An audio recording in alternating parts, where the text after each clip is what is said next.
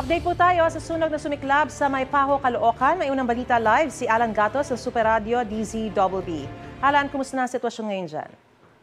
Maris, ayon sa Bureau of Fire Protection, alas 4:27 ng umaga nang magsimula ang sunog dito sa Maypaho, Caloocan. Dalawang palapag na istruktura ang nasunog. Itinaas ito sa ikalawang alarma pero ganap na alas 6:18 ng umaga ay under control na ang sunog.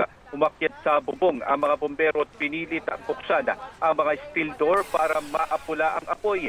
Nagbayanihan din ang mga residente gamit ang balde para kargahan ng tubig ang mga fire truck.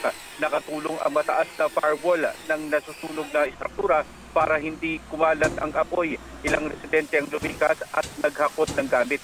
Hindi muna pinag-araanan sa lahat ng uri ng sasakyan ang Mabini Street.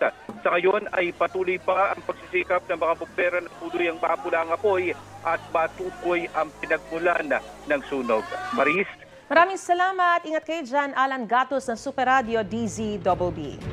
Gusto mo bang mauna sa mga balita? Mag-subscribe na sa GMA Integrated News sa YouTube at tumutok sa unang balita.